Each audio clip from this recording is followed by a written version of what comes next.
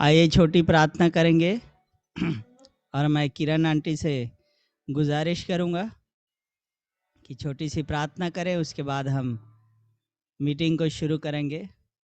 आप अनम्यूट कर लीजिए और छोटी सी प्रार्थना करें। धन्यवाद धन्यवाद धन्यवाद पिता परमेश्वर, आज के इस तेरे पवित्र दिन के लिए हम तेरा धन्यवाद करते प्रभु जी। प्रभु जी तेरे सामने आते हैं इस समय जब हम एक मन और एक आत्मा हो के तेरी उपस्थिति में है पिता परमेश्वर। प्रभु जी इस पूरी जूम मीटिंग को तेरे लहू में छिपाते हैं पिता परमेश्वर। सारे इंटरनेट कनेक्शंस को तेरे लहू में छिपाते हैं पिता परमेश्वर। भाई को और नीलिमा को प्रभु जी तेरी दासी तेरी बेटी पिता परमेश्वर जिसे चुना है कि उनके द्वारा हम तेरे वचन की गहराइयों में जा सकें और तेरे वचन की गहराई की नई नई बातों को हम सीख सकें। प्रभु जी उन दोनों पे भी और पूरे परिवार पे हम तेरे लहू में छिपाते और तेरे दुगने अभिषेक को उनके जीवन में बोलते हैं। प्रभु जो कुछ तू सिखाना चाहता उनके द्वारा उसको हम ग्रहण करने योग्य हो सके, ऐसा मन तू हमारा कर।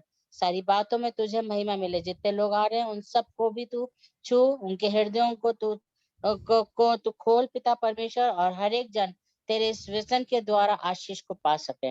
बाकी समय को तेरे हाथों में सौंपते हैं, तेरे उद्धार करता प्रभु यीशु क्रिस्त के नाम से मांगते हैं, आमीन। आमीन आमीन। Thank you. आइए परमेश्वर की महिमा के लिए, उसकी आराधना के लिए हम इस गीत को गाएं।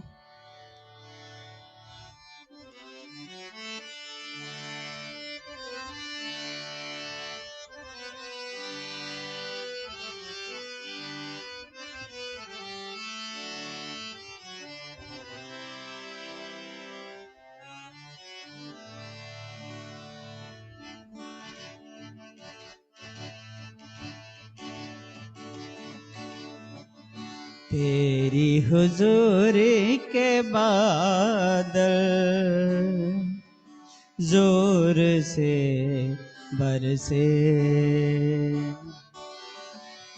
तेरी हुजूरी के बादल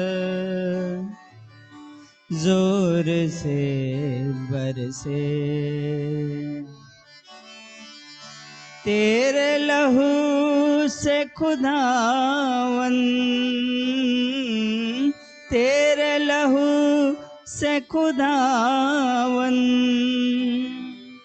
हर एक दिल भी धुले, तेरी हुजूरी के बादल जोर से बरसे, तेरी हुजूरी के बादल जोर से बरसे, तेरे लहू से खुदावन, तेरे लहू से खुदावन हर एक दिल भी धुले, तेरी हुजूरी के बादल जोर से बरसे।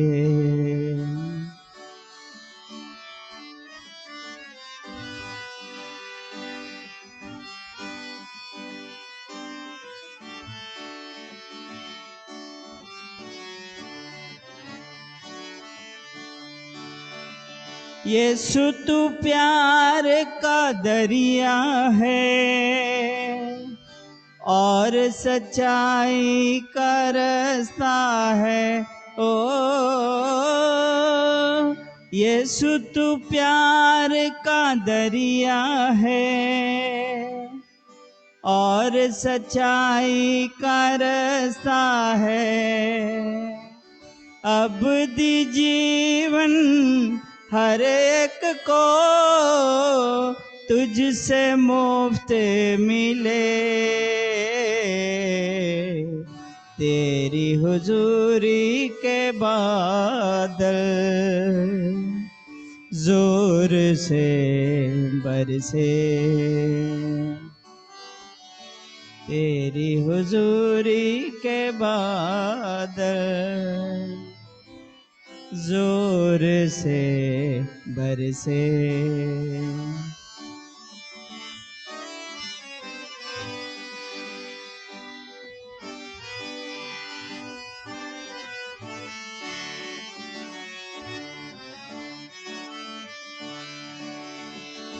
खून में तेरे कुदरत है, दिलों को बदलने की ताकत है। ओ खून में तेरे कुदरत है, दिलों को बदलने की ताकत है। तेरे लहू की ये नदियाँ सुबह शाम बहे, तेरी हुजूरी के बादल जोर से बरसे, तेरी हुजूरी के बादल जोर से बरसे।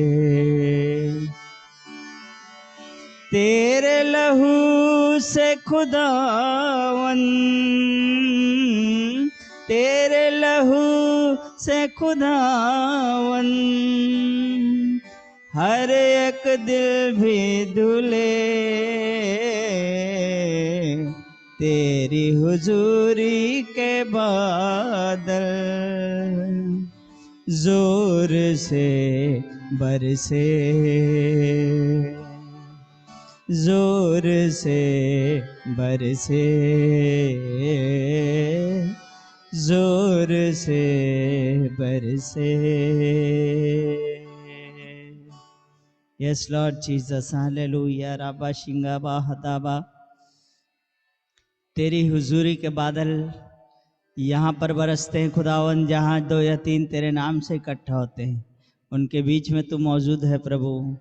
हम धन्यवाद धन्यवाद धन्यवाद देते हैं प्रेम पिता परमेश्वर, तेरी उपस्थिति के लिए, तेरी हुजूरी में आते हैं खुदावंद। हालेलुया। आगे के समय को पवित्र आत्मा हम तेरे हाथों में सौंपते हैं, और तू हमें अगुवाई कर, मदद कर और सहायता कर खुदावंद। जितने भाई बहन यहाँ पर जुड़े हुए हैं खुदावंद, सबके हृदय को खोल प्रेमी पिता परमेश्वर। हालेलुया। कि तेरे वचन के प्रकाश में हम आगे बढ़ते जाएं खुदावंद, और तेरे राज्य को प्रभु इस संसार में हम उतार कर लाने वाले हो सकें खुदावंद, इस राज्य में फैलाने वाले हो सके प्रेम पिता परमेश्वर। तो हमारी मदद कर, सहायता कर। आगे के समय को हम तेरे हाथों में सौंपते हैं और विनती खुदावंद यीशु मसीह के नाम से मांगते हैं, आमीन। Praise the Lord. उम्मीद है आप सब अच्छे होंगे, भले चंगे होंगे। परमेश्वर के अनुग्रह से सारी बातों में परमेश्वर हमें संभालता है, सहायता करता है। हालेलुया। हम उसका धन्यवाद करते हैं बीते समय के लिए। और कुछ समय मेरी भी तबीयत खराब थी, लेकिन प्रभु यीशु ने मुझे छुटकारा दिया और शांति दी है और अच्छी तंदुरुस्ती मुझे दी है। उसके लिए मैं हृदय से खुदा का धन्यवाद करता हूँ। हालेलुया। हर एक पीड़ा को उसने दूर किया है, हम धन्यवाद देते हैं। हमारा प्रेमी परमेश्वर, हमारी सुधि लेने वाला, हमारी चिंता करने वाला परमेश्वर है। हम उसका शुक्र करें, धन्यवाद देते हैं। और प्रभु हम शुक्र करते हैं, जितने लोग यहाँ पर आए हैं, जुड़े हैं, सब अपने हृदय में परमेश्वर की सेवा का जज्बा रखते हैं, उसके लिए एक जलन रखते हैं, और उसके वचन में हम आगे बढ़ना चाहते हैं, और उसके राज्य के लिए और भी उपयोगी हम पात्र हो सकें। इसलिए हम यहाँ पर जुड़ते हैं कि पवित्र आत्मा हमसे जो कहता है उसके अनुसार हम चले, और उसकी पहचान में, परमेश्वर पिता की पहचान में हम आगे बढ़ते जाएं, उसके प्रेम में, अभिषेक में हम आगे बढ़ते जाएं। इसलिए हम यहाँ पर आए हैं, और हम में से हर एक जहाँ जहाँ परमेश्वर ने आपको रखा है, चाहे वो नौकरी में हो, व्यापार में हो, या घर में हो, या और किसी बात में हो, परमेश्वर हर जगह आपको अपनी महिमा के लिए इस्तेमाल करे। ये हमारी दुआ है, प्रार्थना है। और जैसा आप उसके लिए जलन रखते हैं, अपने परमेश्वर के लिए एक आग को अपने सीने में रखते हैं, परमेश्वर उस आग को बढ़ाए, उस अभिषेक की आग को बढ़ाए, और आपके द्वारा अनेक अनेक लोग बंधनों से छुटकारा पाएं और जीवन को पाएं। ये हमारी प्रार्थना है। आगे का समय हम नीलिमा को देना चाहेंगे। मेरी पत्नी है नीलिमा सोलोमन, और उनसे हम वचन को अब सुनने जाएंगे। अब हम वचन की ओर चलें।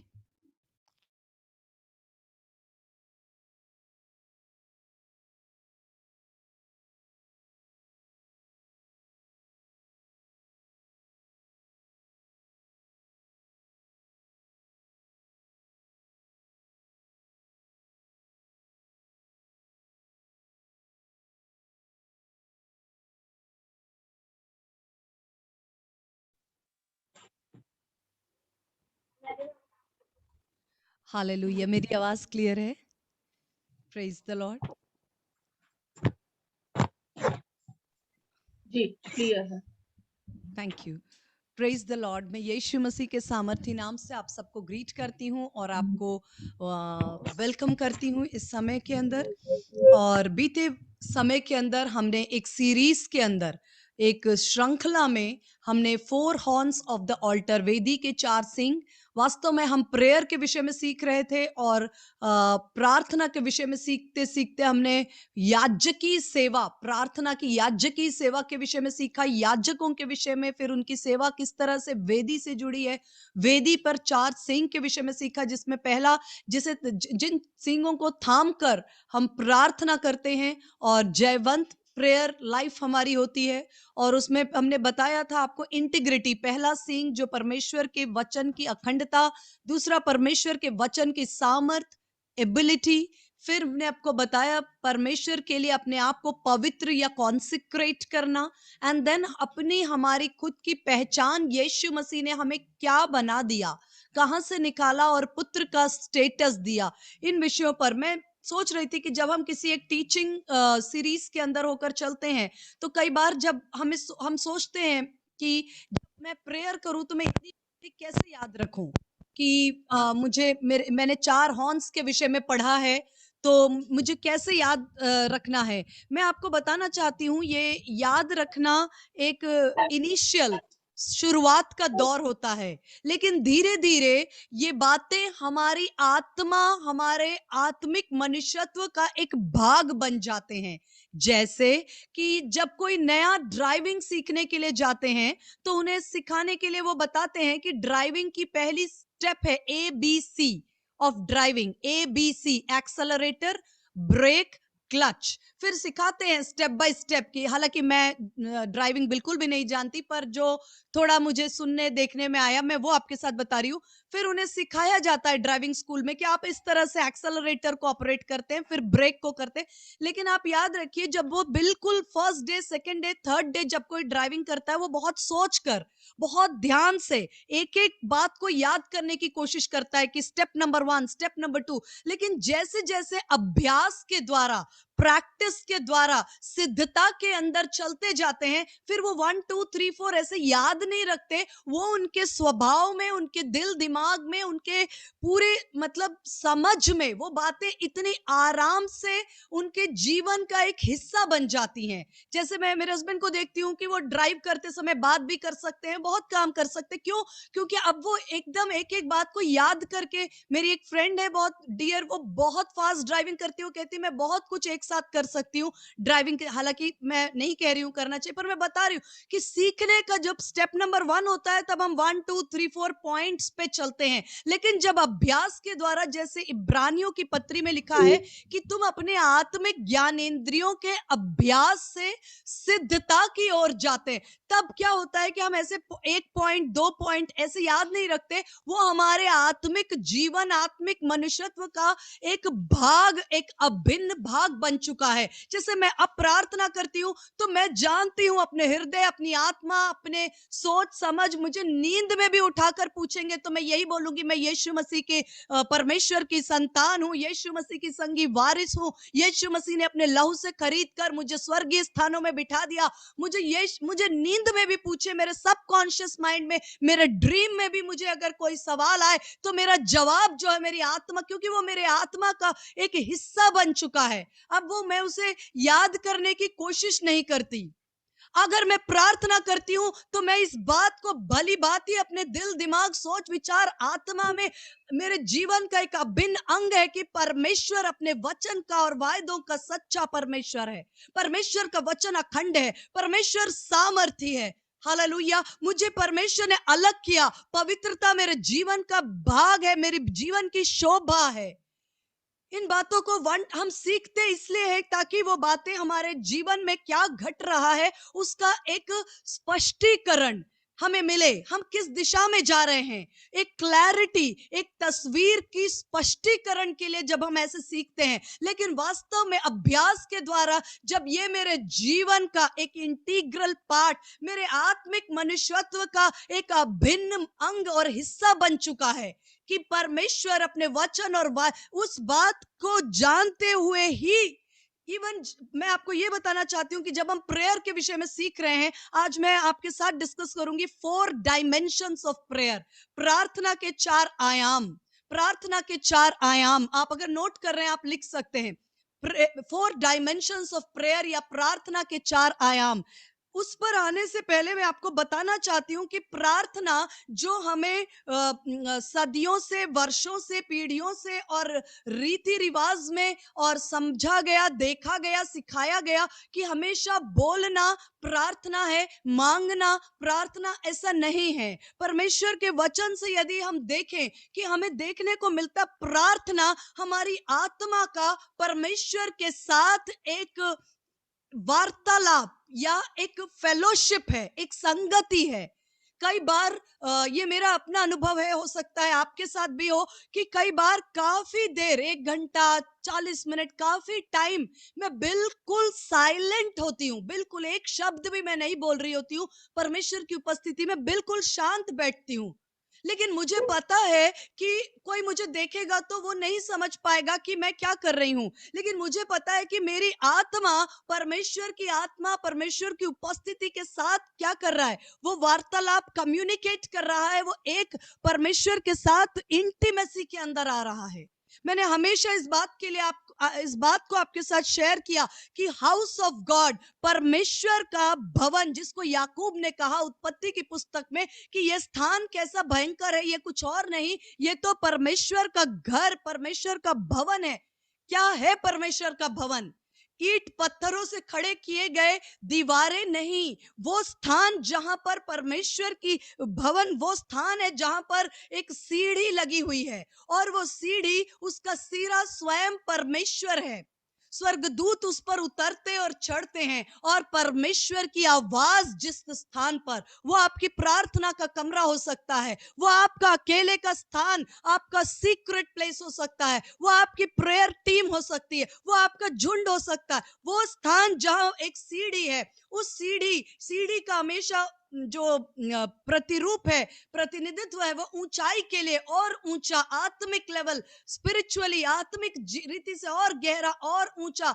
लेकिन उस सीढ़ी का अंत पैसा, रुपया या नाम या शोहरत या बड़ा नाम या बड़ी मिनिस्ट्री या बड़ा बैनर या विश्व में हर जगह पर मेरा नाम हो या ऐसी बातें, उस सीढ़ी का अंत नहीं है। वो सीढ़ी जहां जाकर खत्म होती है वह स्वयं परमेश्वर है। यानी कि हमारा लाइफ को जिस प्रेरणा के लिए परमेश्वर पुकार रहे हैं, क्योंकि सेवकाई की कोई कमी नहीं है, लेकिन परमेश्वर इन दिनों कहते हैं कि उस सीढ़ी पर एक एक स्टेप ऊपर आओ, जहां पर तुम किसकी ओर बढ़ रहे हो? तुम बड़े नाम की ओर नहीं, परमेश्वर की ओर। तुम अपने राज्य को स्थापित करने के लिए नहीं, परमेश्वर के राज्य के लिए बढ़ रहे हो। वो स्थान परमेश्वर की उपस्थिति का स्थान ही परमेश्वर का घर है। और मैं आपको बताना चाहती हूं कि प्रार्थना हमेशा बोलना जरूरी नहीं है। जहां परमेश्वर की उपस्थिति में, और मैं आपको बताऊं, जो हमारी हिंदी है या इंग्लिश है या कोई भी भाषाएं, परमेश्वर के लिए लिमिटेशन नहीं है। परमेश्वर की भाषा सिर्फ हिंदी, इंग्लिश या तमिल, तेलुगु या राजस्थानी या छत्तीसगढ़ी तक सीमित नहीं है। परमेश्वर के भाषा जो वचन के अंदर लिखा है वो है पीस, शांति, राइचियसनेस, धार्मिकता, जॉय, आनंद। इसको मैं वचन के साथ आपके साथ बांटूंगी, अपने मन से नहीं बोल रही हूं। ये भी आत्मिक लैंग्वेज है, स्पिरिचुअल लैंग्वेज है, आत्मिक भाषा है। शांति, धार्मिकता और आनंद, जिसके द्वारा परमेश्वर हमारे आत्मा में बात करते हैं, वो एक भाषा है, उससे हमें एक संदेश मिलता है। शांति, धार्मिकता और आनंद वो एक संदेश लेकर आते हैं। मैं वचन से इस बात के बारे में बात करूंगी। कई बार मैं जैसे बता रही थी, हमारा शांत रहना, ऊपर से ऐसा लगता है हम शांत है, लेकिन हमारी आत्मा कम्युनिकेट कर रही है। मैं उस स्त्री के विषय में सोच रही थी जिसे 12 वर्षों से लहू बहने की बीमारी थी, लोग कहते हैं मैंने चंगाई के लिए प्रार्थना की, एक साल, 2 साल, 6 महीने, प्रभु सुन नहीं रहा है मेरी चंगाई की प्रार्थना बहुत वर्षों से। पर मैं कहना चाहती हूँ, उस स्त्री ने कब प्रार्थना की? क्या किसी ने उसके शब्द सुने? क्या किसी ने उसकी आवाज सुनी? क्या किसी ने उसकी प्रार्थना को सुना? लिखा है कि वो सिर्फ उसने अपने मन में कहा कि मैं यदि यीशु मसीह के वस्त्र के छोर को छू लूंगी मैं चंगी हो जाऊंगी। वो उसने मन में कहा, उसने पुलपिट पर या स्टेज पर नहीं कहा, वो उसके मन में उसने कहा यदि मैं यीशु मसीह के वस्त्र के छोर को छू लूं तो मैं चंगी हो जाऊंगी। और उसने वही किया, उसने हाथ बढ़ाया और उसने टच किया हेम ऑफ द गारमेंट, यीशु मसीह के वस्त्र के छोर को। और यीशु मसीह ने कहा मैंने अपने अंदर से वर्च्यू, सामर्थ को निकलता हुआ जान लिया है। किसने मुझे छुआ है? किसने मुझे छुआ है? ये स्त्री की जो प्रार्थना थी, इसमें शब्द नहीं थे, इसमें भाषा नहीं थी, ये एक विश्वास का कम्युनिकेशन था जो उसने परमेश्वर के साथ किया। विश्वास से उसने परमेश्वर के साथ संपर्क किया और एक आत्मिक जगत से आदान प्रदान हो गया। स्त्री ने विश्वास से स्पर्श किया और उसी विश्वास के जरिए उसने कुछ प्राप्त कर लिया, अपनी चंगाई को अपने शरीर में प्राप्त कर लिया। एक आत्मिक जगत में ट्रांजैक्शन हुआ, आत्मिक जगत के अंदर एक आदान प्रदान हो गया और किसी को, भीड़ को पता भी नहीं चला। वो भीड़ जो यीशु मसीह के ऊपर गिर रही थी, एक भीड़ ने घेर रखा था, उन्हें पता भी नहीं चला कि आत्मिक जगत में एक बहुत ही महत्वपूर्ण आदान प्रदान हो चुका है। इस स्त्री ने कब प्रार्थना की और कब इसने अपनी चंगाई को ले लिया, किसी को पता भी नहीं चला। आत्मिक जगत के अंदर हालेलुया, हमेशा शोर के साथ हर काम नहीं होता है। हर काम शोर के साथ और हर काम जो है वो दिखावे के साथ जरूरी नहीं है। आपके साइलेंस, हन्ना ने जब प्रार्थना की, एली ने सोचा कि दिन में तुमने शराब पीकर बड़बड़ा रही हो। हन्ना के शब्द सुनाई नहीं पड़ते थे। हन्ना क्या प्रार्थना, अगर हन्ना इस तरह की प्रार्थना करती कि हे परमेश्वर तू मुझे बेटा दे तो मैं उसे तुझे अर्पित करूंगी, अगर ऐसे शब्द सुनता एली तो उसे ये नहीं कहता कि तूने दिन में ही क्या शराब पिया है या नशा किया है। लेकिन एली को कोई शब्द सुनाई नहीं दे रहे थे, कोई आवाज सुनाई नहीं दे रही थी। वो सिर्फ उसको, हन्ना के लिप्स जो हैं वो उसके होंठ हिल रहे थे और बड़ी वेदना से हन्ना, मेरे को लगता है कि वो शायद गिर रही थी, उठ रही थी। उसके पता नहीं उसके पेन में वो परमेश्वर के सामने किस तरह से वो अपना संपर्क परमेश्वर की आत्मा के साथ कर रही थी। लेकिन एली कंफ्यूज हुआ, उसे समझ नहीं आया। लेकिन हन्ना ने एक आत्मिक लेवल में एक आदान प्रदान कर लिया। उसने अपनी, जब एक इंसान को समझ ही नहीं आया और उसने अपनी बात अपने परमेश्वर के सामने रख दी और परमेश्वर ने उसको वो ब्लेसिंग हाँ और आमीन में दे दी। मैं बताना चाहती हूँ, प्रार्थना को शब्दों में लिमिट ना करें, प्रार्थना को पैटर्न्स में लिमिट ना करें, प्रार्थना को, इसीलिए हमने 4 हॉर्न्स ऑफ प्रेयर में ये नहीं सीखा कि कौन से शब्द बोलने चाहिए, हिंदी में करना चाहिए कि इब्रानी में करना चाहिए। हमने आपको सिर्फ ये चीजों को बांटा है कि प्रार्थना यदि इन 4 बातों पर आधारित है, परमेश्वर की सच्चाई और हमारा स्थान, तो हमारी प्रार्थना एक सही दिशा में होती है और हम उसे जयवंत होते हैं। हालेलुया। मैं परमेश्वर के अनुग्रह से एक कुछ बातों को आज, जैसा पवित्र आत्मा हमें टाइम दे, मैं डिस्कस करना चाहूंगी आपके साथ। 4 डायमेंशंस ऑफ प्रेयर, प्रार्थना के 4 आयाम, जिसको हम 4 मेजर असाइनमेंट्स भी बोल सकते हैं, या प्रार्थना के मुख्य प्रभाव, या प्रार्थना के 4 प्रमुख कारण भी बोल सकते हैं।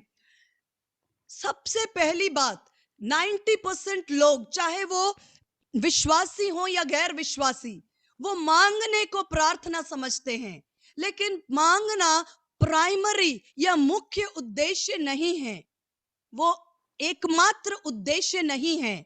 प्रार्थना यदि सिर्फ मांगना होता तो किसी के जीवन में ऐसा स्टेज आ सकता है जहां पर आपको हर एक ब्लेसिंग्स मिल चुकी हैं। डेफिनेटली ऐसा हो सकता है, किसी बात की कमी नहीं, घटी नहीं, हर चीज जो होना चाहिए वो आपके पास है। फिर आप क्या करेंगे परमेश्वर की हुजूरी में? 1 घंटा, 2 घंटा, 3 घंटा, 4 घंटा, फिर तो काम ही नहीं है कुछ।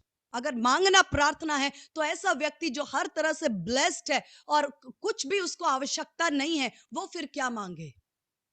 प्रार्थना सिर्फ मांगना नहीं है।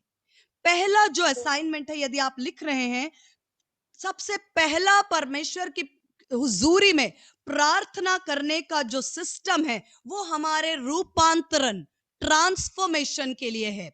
रूपांतरण या ट्रांसफॉर्मेशन, लूका रचित सुसमाचार उसका 9 अध्याय और उसका 29 वचन, 29 वचन, लूका रचित सुसमाचार उसका 9 अध्याय उसका 29 वचन मैं आपके लिए हिंदी में पढ़ रही हूं। जब वह प्रार्थना कर ही रहा था, यीशु मसीह के विषय में लिखा है कि जब वह प्रार्थना कर ही रहा था तो उसके चेहरे का रूप बदल गया और उसका वस्त्र श्वेत होकर चमकने लगा। और देखो, मूसा और एलिया, ये दो पुरुष उसके साथ बातें कर रहे थे। ये महिमा सहित दिखाई दिए और उसके आने वाले मृत्यु और पुनरुत्थान, इन बातों की चर्चा कर रहे थे।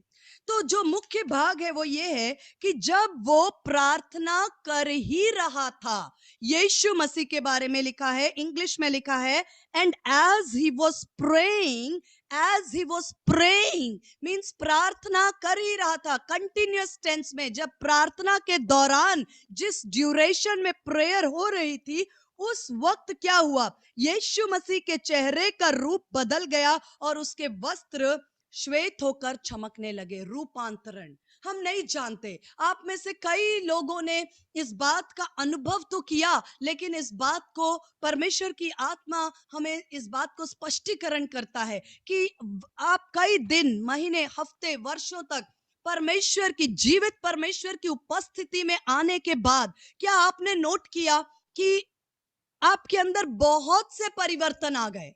आज से 5 साल पहले या 2 साल पहले जो आपका स्वभाव या जो आपकी सोच थी, उसमें एक बड़ा परिवर्तन आपने महसूस किया होगा। व्यक्तिगत रीति से हमने भी किया, मैंने भी किया। मैं बहुत विषयों पर, समय नहीं तो मैं चर्चा करती, बहुत विषयों पर परमेश्वर ने लगातार जो है मुझे रूपांतरित किया है, रूपांतरित किया। एक ट्रांसफॉर्मेशन को मैंने अपनी आत्मा में, क्योंकि जो हमारी आत्मा में ट्रांसफॉर्मेशन या रूपांतरण होता है, वही हमारे शरीर में, हमारी परिस्थितियों में, हमारे परिवार में, हमारे समाज में, हमारे जीवन में वही प्रकाशित होता है और वही रिफ्लेक्ट होता है।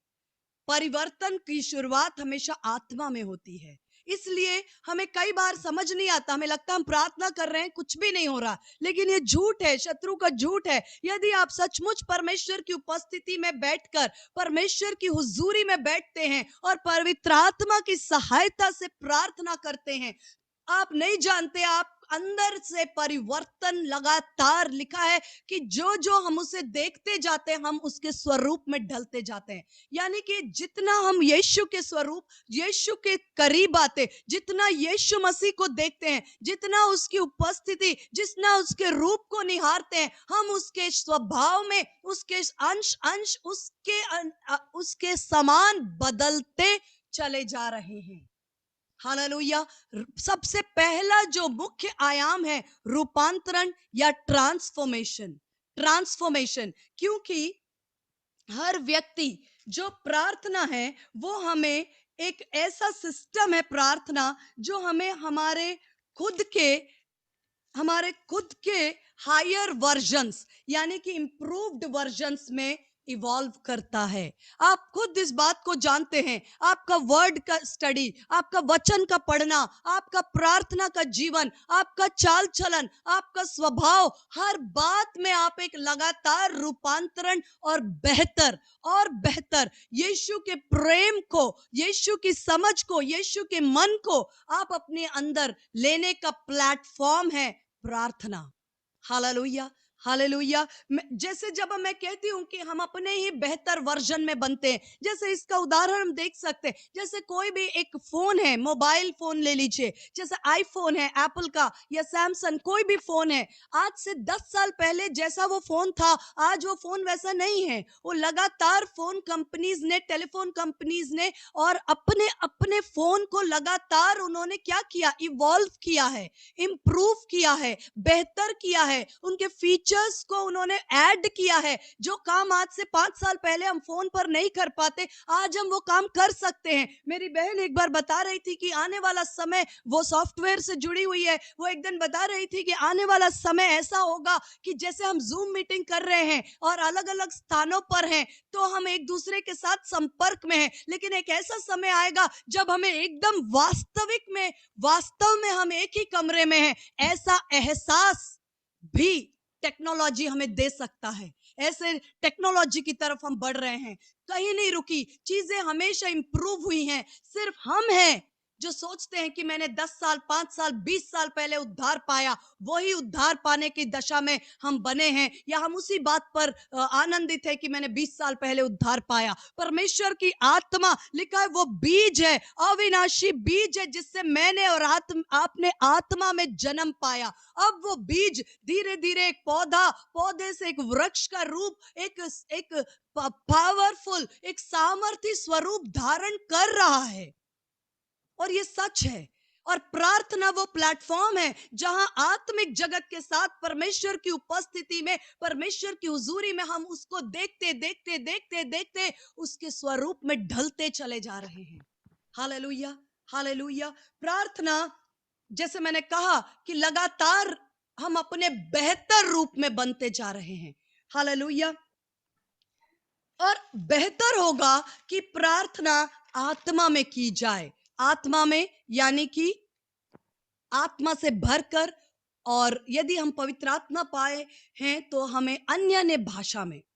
इस विषय पर भी मैं सोचती हूँ कि काफी कलीसिया में लोगों में एक कंफ्यूजन है अन्य भाषा को लेकर के। ये हमेशा से एक बहुत बड़ा गिफ्ट रहा है मानव जाति के लिए। यीशु मसीह ने कहा, तुम ठहरे रहना जब तुम्हें वो वायदा, द प्रॉमिस, वो वायदा जो पिता ने तुमसे किया, जब तक पूरा ना हो तुम सेवा मत शुरू करना, तुम ठहरे रहना। और चेले यीशु मसीह के पुनरुत्थान के बाद भी ठहरे रहे उपरोटी कोठरी में, और आग की सी जीभें उन पर उतरी। और तब यीशु मसीह ने कहा, तुम सामर्थ पाओगे, तब तुम यरूशलेम, जूडिया, समारिया और पृथ्वी की छोर तक मेरे गवाह बन जाओगे। जब आपने उद्धार पाया, आपने पवित्र आत्मा की छाप पाई, पवित्र आत्मा आपके अंदर है। इसके बाद एक नेक्स्ट लेवल है पवित्र आत्मा का बपतिस्मा, और इसका कोई अंत नहीं। जैसे टखनों तक का अनुभव, घुटनों तक अनुभव, कमर का अनुभव, तैरने का अनुभव, ये सारे लेवल्स हैं जो हमें चुनौती देते हैं कि हमें, जैसे मैंने कहा, एक सीढ़ी हमें पुकारती है, और भी स्थान है, और ऊपर आने की गुंजाइश है, और ऊपर आने का स्कोप है, जिसका जो सिरा है वो स्वयं परमेश्वर है। हमारी जो खोज है वो स्वयं परमेश्वर की उपस्थिति है। हालेलुया। इस विषय पर प्रभु ने अनुग्रह किया, तो आने वाले समय में जब कभी प्रभु ने हमें गाइड किया तो हम इस विषय पर छोटा सा एक टीचिंग करना चाहेंगे। और यदि कोई हम में से है जो पवित्र आत्मा का दान पाना चाहते, दिल से पुकार रहे, इच्छा रखते, तो हम जरूर उस टीचिंग के साथ प्रार्थना करेंगे। और हम पूरा विश्वास करते हैं कि चाहे ऑनलाइन हो, चाहे हम कितने ही किलोमीटर दूर क्यों ना हो, उस वचन के खुलने से प्रकाश होगा, अंधकार मिट जाएगा, और उस प्रकाश में पवित्र आत्मा के एक हायर लेवल का बैप्टिज्म का अनुभव लोग पाने पाएंगे। ये समय उन लोगों का जो सच्चाई से आगे बढ़ना चाहते हैं और अपने भूख और अपने प्यास के साथ कॉम्प्रोमाइज नहीं करते, समझौता नहीं करते। तो अच्छा होता है, कई बार वचन में लिखा है कि हम नहीं जानते किस रीति से प्रार्थना करना चाहिए, लेकिन आत्मा आप ही आहें भरकर मेरे अंदर से परमेश्वर के मन के अनुसार, वो परमेश्वर के माइंड को सर्च करता है। कई बार हम ऐसे विषयों के लिए प्रार्थना करते हैं अन्य भाषा में जिसको हम डायरेक्टली नहीं जानते, हमारा सीधा संबंध या ताल्लुक नहीं होता। कई बार जब मैं कुछ महत्वपूर्ण ड्रीम्स को देखती हूँ, कुछ स्वप्न, जैसे कल मैं अपने सिस्टर के साथ शेयर कर रही थी कुछ ड्रीम्स को, तो वो जब मैं देखती हूँ, और कई बार मुझे कुछ समझ में आता है, कई बार नहीं आता, मैं अन्य भाषा में प्रार्थना करने के द्वारा, जो बुद्धि काम नहीं देती लेकिन आत्मा सब बातों को जानता है, वो हमें सही दिशा में प्रार्थना करने के लिए गाइड करता है। इसलिए मैं प्रेरित करती हूं अधिक से अधिक, यदि प्रभु ने अनुग्रह दिया, हम आने वाले समय में इसके टीच करके और प्रार्थना करेंगे, विश्वास करेंगे कि लोग पवित्र आत्मा से भर जाएंगे। हालेलुया। नेक्स्ट जो प्लेटफॉर्म है, मैंने पहला बताया, पहला उद्देश्य प्रार्थना का है परमेश्वर की उपस्थिति में हमारा रूपांतरण। इसलिए जैसे हबाकुक ने कहा, चाहे अंजीर के फल लगे या ना लगे, चाहे जीवन में कुछ भी क्यों ना होता रहे, मैं तो अपने परमेश्वर चाहे हमारे जीवन में चुनौतियां हो या ब्लेसिंग्स हो, उसकी उपस्थिति में आना, उसकी हुजूरी में आना, उसके प्रेजेंस में आनंद की भरपूरी है, उसमें हम जब उस उपस्थिति में आते हैं, हम अंश अंश करके यीशु के स्वरूप में बदलते जाते हैं, और इसे किसी भी कीमत पर हम समझौता नहीं कर सकते, और इस बात के लिए हम कभी पीछे नहीं हट सकते। आपको मैं बताना चाहती हूँ, विश्वासी कई बार कहते हैं हमारे जीवन पर बहुत अटैक हो रहा है, कल एक्सीडेंट हो गया, अटैक हो गया, बीमारी आ गई, अटैक हो गया, हमारा फाइनेंस का नुकसान हो गया, बिजनेस में नुकसान। ये सब जो अटैक है ना, मैं इनको कहती हूँ ये सब सेकेंडरी है, ये दूसरी बातें। मैं आपको बताऊं, पहला अटैक अगर आप चेक करना चाहते हैं किसी के भी जीवन पर, क्या है पहला अटैक जो है, वो चेक करने के लिए चेक पॉइंट बता रही हूं, वो है एक विश्वासी के प्रार्थना के जीवन पर और वचन के साथ जो समय और संगति है, वचन को खाना। पिछले कई समय से मैंने ऐसा महसूस किया है कि अब मैं वचन, एक समय था जब मैं वचन पढ़ती थी, पर अब बहुत समय से मैं ऐसा महसूस कर रही हूं कि अब मैं वचन नहीं पढ़ती। मैं जब वचन के साथ इंटरैक्ट करती हूँ, मुझे लगता है कि मैं कुछ खा रही हूँ, मैं इसको एक्सप्लेन नहीं कर सकती, क्योंकि सारी जो हमारे आत्मिक अनुभव है उसको हम अपने शब्दों में रखना पॉसिबल नहीं है, क्योंकि शब्द जो हैं उनकी अपनी लिमिटेशंस हैं, हमारी भाषा के अपनी सीमाएं हैं, और हम सब कुछ जो मैं अनुभव कर रही हूं या जो आप अनुभव कर रहे हैं वो मुझे नहीं समझाया जा सकता। लेकिन मैं आपको बता रही हूं, बीते कई समय से मुझे ऐसा लगता है, जब मैं कुछ वचनों के साथ मनन कर रही हूं, मुझे ऐसा लगता है कि आई एम ईटिंग, मैं कुछ खा रही हूं, और मैं उसको एक्सप्लेन नहीं कर सकती। वो एक बहुत डिफरेंट अनुभव है, वो एक डिफरेंट अनुभव है। मैं आपको बताना चाहती हूँ कि एक्सीडेंट होना, बिजनेस का लॉस होना, और ये XYZ बातों पर ये जनरली हमारे ध्यान को भटकाते हैं। ये जनरली हमारे ध्यान को भटकाने के लिए एनिमी प्लान करता है कि हर समय हमारे ध्यान को वो केंद्र से हटाकर, मुख्य मुद्दे से हटाकर वो हमेशा दाएं बाएं करना चाहता है, ताकि हम असली बात की ओर फोकस ना रहें। रियल अटैक एक विश्वासी के जीवन में क्या है? एक सच्चा अटैक एक विश्वासी के जीवन में, चाहे हमारा जीवन हो या आपके आसपास अगर आपको कोई दिखे ऐसा, तो आप पहचान लीजिए और उसके लिए प्रार्थना करिए। उसका प्रार्थना का जीवन, यानी कि प्रार्थना में मन ना लगना, प्रार्थना की इच्छा ना होना, प्रार्थना। अभी हम प्रेयर को हम फिर वैसा नहीं कह सकते कि वो बैठकर घुटनों में प्रेयर कर रहा है तभी प्रेयर कर रहा है, लेकिन आपको पता चल जाएगा, क्योंकि हम आत्मिक मनुष्य हैं। आत्मिक मनुष्य आप नहीं जांचा जाता, हम पवित्र आत्मा के डिसर्नमेंट यानी कि परख की आत्मा आपको बता देगी, परख की आत्मा आपको अंदर से गाइड करेगी। रियल अटैक एक व्यक्ति के प्रार्थना के जीवन पर और उसके वचन के साथ जो समय या इंटरैक्शन है, परमेश्वर की उपस्थिति में आने से रोकना। हो सकता है वो कभी कभी छोटा फोन कॉल हो, कोई टेक्स्ट हो, कोई लोग हो, कोई बातें हो, कोई टाइम एंगेज करने वाली बातें जो आपके प्रेयर लाइफ को टारगेट करती है और वचन के साथ आपके टाइम को टारगेट कर रही है। प्लीज ध्यान दीजिए, प्लीज इसको शुरुआती दौर पर ध्यान दीजिए, इससे पहले कि ये रास्ता बहुत कठिन हो जाए। यदि आपके नॉलेज में कोई ऐसा है तो उसके साथ काउंसलिंग या बातचीत या प्रार्थना के द्वारा जो तरीका पवित्र आत्मा बताए उनकी हेल्प करें। दूसरा जो हमारा, मैंने कहा 4 डायमेंशंस, दूसरा आयाम जो है वो है रिक्वेस्ट या पिटिशन, या परमेश्वर के सन्मुख अपने विनती, निवेदन और प्रार्थनाओं को रखना। परमेश्वर ने कभी इस बात का इनकार नहीं किया कि हमें जीवन में आवश्यकता है या हमें परमेश्वर की आवश्यकता है तो हम उस समय परमेश्वर के सामने उन बातों को न रखें, क्योंकि गलातियों की पत्री उसके 4 अध्याय में एक वचन से प्रभु ने मुझे बीते दिनों बहुत ब्लेस किया। यदि तुम पुत्र हो तो उसने अपने पुत्र यीशु मसीह का आत्मा, वो आत्मा तुम्हारे हृदय में भेज दिया। अब वो आत्मा तुम्हारे हृदय में भेज दिया तो तुम हे अब्बा, हे पिता कहकर पुकारते हो, और जब हे अब्बा, हे पिता कहते हो तो तुम मसीह यीशु में परमेश्वर के संगी वारिस हो, जॉइंट एयर्स, संगी वारिस, मास्टर, अधिकारी हो। हालेलुया। जिस परमेश्वर ने एक पिता के रूप में हमें अवसर दिया कि प्रार्थना की वेदी वो वेदी है, वो स्थान है, वो प्लेटफॉर्म है जहां पर आप अपने विनती, निवेदन और प्रार्थनाओं को परमेश्वर के सन्मुख उपस्थित कर सकते हैं। लेकिन उसको भी एक प्रोटोकॉल है, एक प्रोटोकॉल है। रोना प्रार्थना नहीं है, कंप्लेंट प्रार्थना नहीं है, कुड़कुड़ाना और शिकायत प्रार्थना नहीं है, और अपनी भावनाओं में बड़बड़ाना प्रार्थना नहीं है। परमेश्वर ने कहा एंजाइटी, बेचैनी, एंजाइटी को क्या बोल सकते हैं एग्जैक्टली? बेचैनी की आत्मा या डिप्रेशन की आत्मा, या एंजाइटी का सही शब्द मुझे हिंदी में नहीं मिल रहा है, उसको एक बार और हमेशा हमेशा के लिए परमेश्वर ने एड्रेस किया।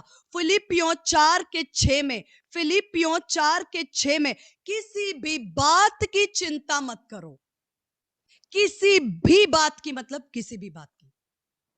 ये मत कहना कि मेरे घर के पीछे भूकंप आ गया परमेश्वर और मेरे घर के आगे बॉम्ब गिर गया, यूक्रेन और रशिया की लड़ाई कुछ हमारे मोहल्ले में हो गई। किसी भी बात की, अर्थव्यवस्था डामाडोल हो रही है, होने दो।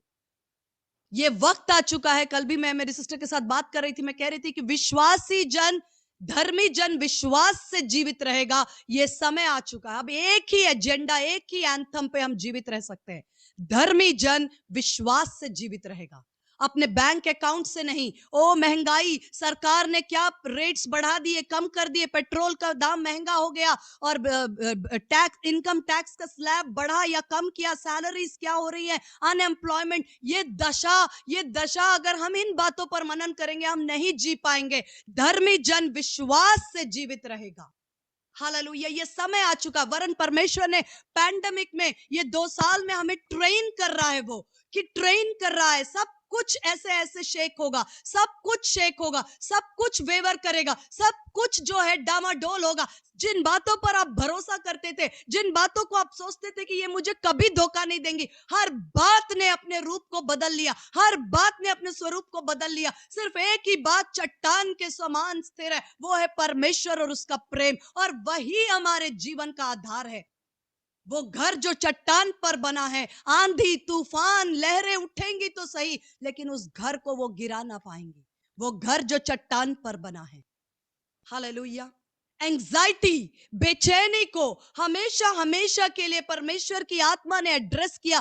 किसी भी बात की चिंता मत करो, वरन तुम्हारे विनती, तुम्हारे निवेदन, तुम्हारी प्रार्थनाएं धन्यवाद के साथ परमेश्वर के सन्मुख उपस्थित किए जाएं।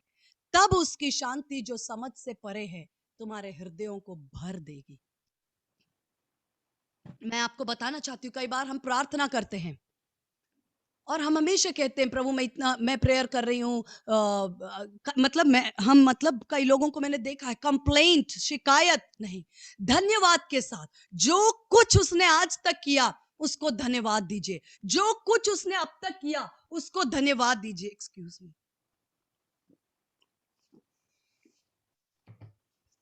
हम हे बांझ तू जय जयकार कर, हे बांझ जब तेरी संतान नहीं है, उस समय परमेश्वर ने क्या कहा? कंप्लेंट, शिकायत, नाराजगी, कुड़कुड़ाना नहीं।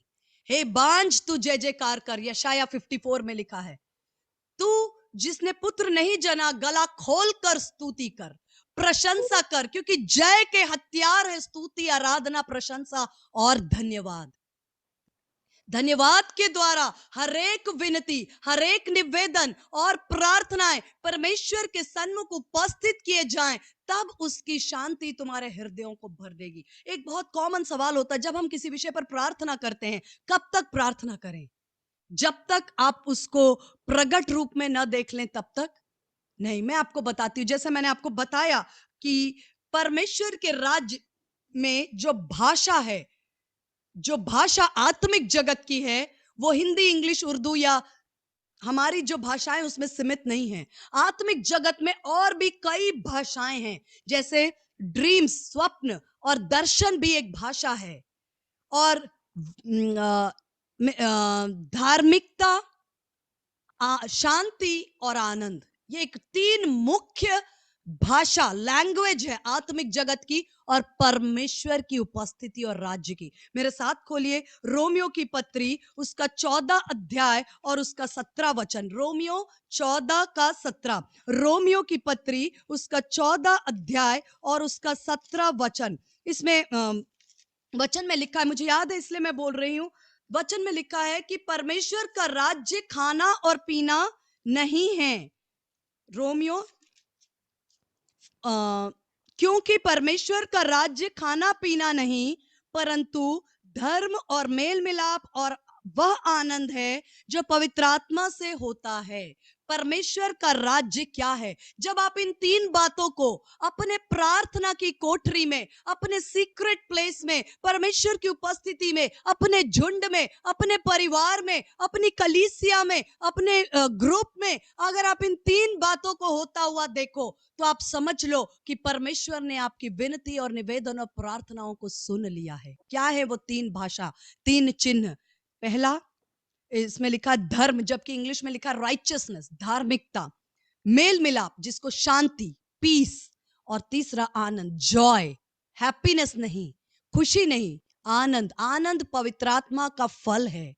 आनंद पवित्र आत्मा का फल है जो पवित्र आत्मा से होता है। ये तीनों बिना पवित्र आत्मा के हो ही नहीं सकती। अगर तूफान के बीच में आप शांति का अनुभव कर रहे हैं तो बिना पवित्र आत्मा के ऐसा असंभव है। कठिनाइयों, अगर आपके बैंक में अगर बहुत लिमिटेड आपके पास रिसोर्सेस हैं और आपको एक बहुत बड़ा बिल पे करना है, लेकिन फिर भी आपका हृदय में शांति है, आनंद है, ये बिना पवित्र आत्मा के हो ही नहीं सकता। क्योंकि लिखा है कि क्योंकि परमेश्वर का राज्य खाना पीना नहीं। कि जो यदि सोचते हैं कि हम बहुत आशीषित है, हमारे पास 4 कार है, 3 बंगले हैं, ये है वो है, ब्लेसिंग्स है, ये परमेश्वर का राज्य है, ऐसा कोई गारंटी नहीं है। लेकिन गारंटी 3 बातों से है, धार्मिकता, आनंद और परमेश्वर की शांति जो समझ से परे है। वो अगर आपके हृदय को, आपके झुंड को, आपके परिवार को, आपके जीवन को भर देती है तो वो गारंटी है कि परमेश्वर का राज्य आ पहुंचा है। एक वचन और देखेंगे, भजन संहिता उसका 85, साम्स 85, भजन संहिता, भजन संहिता उसका 85, 85, भजन संहिता उसका 85 का 8वां वचन। मैं कान लगाए रहूंगा कि परमेश्वर क्या कहता है। मैं कान लगाए रहूंगा कि परमेश्वर क्या कहता है। हम जब प्रार्थना करते हैं, प्रार्थना सिर्फ हमें एक साइड की वार्तालाप या डायलॉग नहीं है कि मैंने कुछ बातों को 1 2 3 4 प्रभु ये चाहिए, ये चाहिए, ये चाहिए, ये चाहिए, बीवी चाहिए, टीवी चाहिए, ये चाहिए, हमने सब कुछ बोल दिया, आमीन, थैंक यू, चले। एक तरफा बातचीत नहीं है। प्रार्थना के बाद कैसे प्रार्थना करनी है? किसी बात की चिंता नहीं करनी है। इसका मतलब वही है ना कि आपने वेदी के 4 सींगों को थाम लिया। चिंता आपने तभी छोड़ दी जब आपने जान लिया कि परमेश्वर का वचन अखंड और सच्चा है, परमेश्वर सामर्थी है, मुझे उसने पवित्र किया है और यीशु मसीह में मुझे परमेश्वर की संतान बनाया है। यही तो 4 सींग है जिन्हें थामकर आपके मन से चिंता चली जाती है। किसी बात की चिंता ना करो, वरन हर एक बात में तुम्हारे विनती, निवेदन और प्रार्थना धन्यवाद के साथ, धन्यवाद की ट्रे पर रखकर, धन्यवाद के कटोरे को उठाकर, धन्यवाद रूपी कटोरे में आप अपने विनती, निवेदन और प्रार्थनाओं को परमेश्वर के सन्मुख उपस्थित करते, और तब उसकी शांति जो समझ से परे है वो आपके हृदयों को भरती। लिखा, मैं कान लगाए रहूंगा कि परमेश्वर यहोवा क्या कहता है। वह तो अपनी प्रजा से जो उसके भक्त हैं शांति की बातें कहता है। इंग्लिश में मेरे को अच्छा लगता है, लिखा, let me hear what the lord will speak, for he will speak peace to his people, to his saints. Lord will speak peace, lord will speak peace. परमेश्वर की लैंग्वेज, परमेश्वर की एक भाषा में से एक शांति भी एक जरिया, एक भाषा, एक परमेश्वर को अपने बात को रखने का एक लैंग्वेज है। परमेश्वर के लिए लाइट भी एक लैंग्वेज है, ज्योति भी परमेश्वर के राज्य की एक भाषा है। ज्योति, लाइट। जॉय, आनंद भी परमेश्वर की ओर से एक संदेश है, परमेश्वर के हृदय की वार्तालाप है, परमेश्वर के हृदय की बात है जो आप तक पहुंचती है। धार्मिकता, लिखा मैं कान लगाए रहूंगा कि परमेश्वर क्या कहता है। प्रार्थना करने के बाद सुनना है। लिखा वो अपनी प्रजा जो उसके भक्त है उनसे शांति की बातें, इंग्लिश में लिखा है lord will speak peace to his people. परमेश्वर अपने भक्त, अपने लोगों से वो शांति की बातें, शांति एक बहुत बड़ा चिन्ह है कि परमेश्वर ने मेरी प्रार्थना को सुना है। हालेलुया। एक बात जो मरकुस रचित सुसमाचार उसका 11 का 24, मेरा समय यहाँ पर थोड़ा ही समय बाकी है, उसमें मैं शायद 2 ही पॉइंट्स आज कवर कर पाई। कोई बात नहीं, मुझे लगता है कि हम किसी तरह की कोई जल्दी नहीं है, जैसे पवित्र आत्मा हमें लेकर चल रहे हैं, हम नम्र होकर उनकी अधीनता में चल रहे हैं। मरकुस रचित सुसमाचार उसका 11 का 24, 11 का 24, मार्क 11:24, ये बहुत ही पॉपुलर वचन है प्रार्थना के विषय में। मरकुस रचित सुसमाचार उसका 11 का 24, मार्क 11:24 कहता है कि whatsoever things you desire in prayer or you ask in prayer, believe that you receive them and you shall have them. जो कुछ तुम पर प्रार्थना में मांगो, ये वचन सभी जानते हैं लगभग, जो कुछ तुम प्रार्थना में मांगो प्रतीति कर लो कि वो तुम्हें मिल गई और वो तुम्हें मिल जाएंगी। ये हिंदी में थोड़ा सा मुझे भाषा में ऐसे थोड़ा, इसलिए मैं तुमसे कहता हूं जो कुछ तुम प्रार्थना में मांगो तो प्रतीति कर लो कि तुम्हें मिल गया और तुम्हारे लिए हो जाएगा। इंग्लिश में लिखा है कि believe that you receive them and you shall have them. दो बातें इंग्लिश में है, receive and have, receive and have. प्रतीति कर लो कि तुम्हें मिल गई और तुम्हें मिल जाएंगी। इंग्लिश में लिखा है रिसीव एंड हैव। रिसीव क्या होता है? जैसे कब सपोज इसको मैं कॉमनली हम इस भाषा में बोलते चेक या करेंसी के टर्म्स में, क्योंकि ये हमारा लेन देन का जरिया है और सबको आराम से समझ में भी आता है। जैसे अभी एक चेक, ठीक है, मैंने एक चेक दिया सपोज जेनू को, मैंने एक उसे चेक लिख के दिया, तो उस चेक को उसने रिसीव किया है, चेक को उसने रिसीव किया है, लेकिन अभी उसके हाथ में कैश नहीं है, अभी चेक है। फिर जब वो कैश में परिवर्तित होगा, उसके हाथ में जब वो पैसा आएगा, वो है प्रगटीकरण। दो स्टेज हैं, लेकिन हम इस बात में चूक जाते हैं। रिसीव जो है, हम प्रतीति करके आत्मिक जगत में जो ट्रांजैक्शन होता है वो रिसीव होता है, आत्मा में हम उसे रिसीव करते हैं, फिर हम उसका प्रगटीकरण देखते हैं। यदि आत्मा में ही हमने उसे रिसीव नहीं किया, या हम जो कुछ तुम प्रार्थना में मांगो, believe that you receive them, विश्वास कर लो, प्रतीति कर लो कि तुम्हें मिल गया, प्रतीति कर लो कि तुम्हें मिल गया, फिर तुम्हें वो मिल जाएगा। यानी कि प्रगट होने का। जब किसी के हाथ में चेक आता है, फिर वो आपसे ये नहीं कहता कि आपने मुझे कुछ नहीं दिया, isn't it? जब हम किसी को चेक देते हैं, वो कहते हैं ठीक है, हो गया, डन, आपने मुझे दे दिया। अब वो चेक कैश होने में 1 दिन 2 दिन लग जाए, या जैसे भी उनके हाथ में कैश आने में 1 दिन 2 दिन, जब भी जितना भी टाइम लगता है, पर उन्हें पता है कि ये काम डन है, ये हो चुका है, क्योंकि मुझे चेक मिल चुका है, अब ये कैश के फॉर्म में मेरे हाथ में आ ही जाएगा। तो ये दो बातें हैं, लेकिन हम जो है प्रार्थना में हम रिसीव करते, जो कुछ तुम मांगो विश्वास करो, प्रतीति करो कि तुम्हें मिल चुका है, मिल चुका है, और तब तुम उसका शारीरिक रूप से परिस्थितियों में उन बातों को प्रकट होता हुआ देखोगे। लेकिन तब तक नहीं देखोगे जब तक आत्मा में रिसीव नहीं करोगे, आत्मा में प्रतीति नहीं करोगे, आत्मा में प्रार्थना के स्थान पर जब तक उसको आप रिसीव नहीं करेंगे, प्रगटीकरण इम्पॉसिबल, असंभव है। हालेलुया। तो ये प्रार्थना के कुछ बातें हैं जो हम देख रहे थे कि कब तक प्रार्थना करें। जिस समय आपको किसी विषय पर प्रार्थना का बोझ आए, आप प्रार्थना करते हैं। एक समय आता है जब आपके मन में आनंद आता है या प्रार्थना के लिए शांति आ जाती है। इसका मतलब है कि हम अब इस विषय पर रिलैक्स या रेस्ट कर सकते हैं। हालेलुया। इसके बाद हम नेक्स्ट बार हम देखेंगे तीसरा आयाम जो है वो स्पिरिचुअल लेजिस्लेशन, आत्मिक रीति से डिक्री, यानी कि परमेश्वर के वचन को स्थापित करना। प्रार्थना के द्वारा कानून या परमेश्वर के राज्य की स्थापना का स्थान है प्रार्थना। परमेश्वर के राज्य और परमेश्वर के राज्य के भेदों को, वचन को स्थापित करने का प्लेटफॉर्म है प्रार्थना। ये हम नेक्स्ट टाइम देखेंगे। और चौथा आयाम जो है वो है आत्मिक युद्ध का, क्योंकि लिखा है चोर किसी और काम के लिए नहीं, चोरी करने, घात करने और नष्ट करने के लिए, घात करने, नष्ट करने आता। तो जब चोर है, चोर आता है, वो चुराता है हमारी आशीषों को, हमारी सेहत को, हमारी ब्लेसिंग्स को, हमारे जीवन की बातों को। चोर चोरी करने आया, घात करने आया, नष्ट करने आया, तो हमें अपने निज भाग को उससे वापस वचन के द्वारा आत्मिक युद्ध के प्लेटफॉर्म से हम अपने आशीषों को अपने कब्जे में लेते हैं और उस पर अधिकार करते हैं। जो हमारा है उस पर हम खड़े होते हैं। इन बातों को हम नेक्स्ट टाइम देखेंगे। आज हमने प्रार्थना के 4 डायमेंशंस, प्रार्थना के 4 आयाम, प्रार्थना के 4 मुख्य आयाम, उनमें से 2 देखा है आज हमने।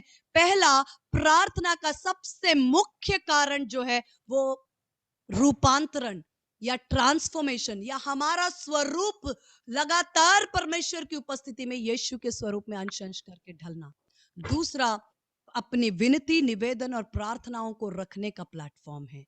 मैं यहाँ रुकना चाहूंगी, बाकी देव पॉइंट्स हम नेक्स्ट टाइम देखेंगे। मैं आपको धन्यवाद देती हूँ कि आपने अपना कीमती समय हमारे साथ शेयर किया। आपके कोई प्रेयर रिक्वेस्ट है? वैसे हमें वीक के बीच में कुछ फोन कॉल्स और काउंसलिंग के लिए आए हैं। बहुत जल्दी हम काउंसलिंग का भी एक दिन अलग से सेट करेंगे, जिसके अंदर हम बातचीत करेंगे और किसी को किसी तरह की हेल्प की जरूरत है जो भी हम कर सकते हैं। और 17th या 18th, ये 2 दिन में से एक दिन हम प्रेयर ऑल्टर यानी कि प्रार्थना की वेदी को फिर से महीने में एक बार हम कोशिश करते हैं कि प्रार्थना के साथ अपने लोगों के साथ हम इंपॉर्टेंट विषयों पर प्रेयर करें। और जब हम प्रेयर करते हैं तो हम और प्रार्थना सीखते हैं और ब्लेसिंग्स और टेस्टिमोनीज यानी गवाहियों को देखते हैं। तो हमारे पास कुछ गवाहियां भी हैं और हम प्रेयर ऑल्टर भी बिल्ड करेंगे। ये मोस्ट प्रोबेबली हम 17 तारीख को करेंगे। हम आपको सही समय पर सूचित करेंगे। क्योंकि हमने 17 तारीख इसलिए चुना है क्योंकि वो शायद होली का छुट्टी है, तो हम उसका बेनिफिट लेंगे। ज्यादातर लोग वर्किंग है तो हम बेनिफिट लेंगे और उसमें जुड़ेंगे और आपको हम समय पे बताएंगे। और यहाँ तक प्रभु हमें लेकर चल रहा, हमारे लिए भी आप प्रार्थना करें और आपके मोटिवेशन के लिए और हर एक बात के लिए बहुत बहुत धन्यवाद। एक छोटी प्रार्थना के साथ हम कंक्लूड करेंगे। अपने स्थान पर अपनी आंखों को बंद करके परमेश्वर के सन्मुख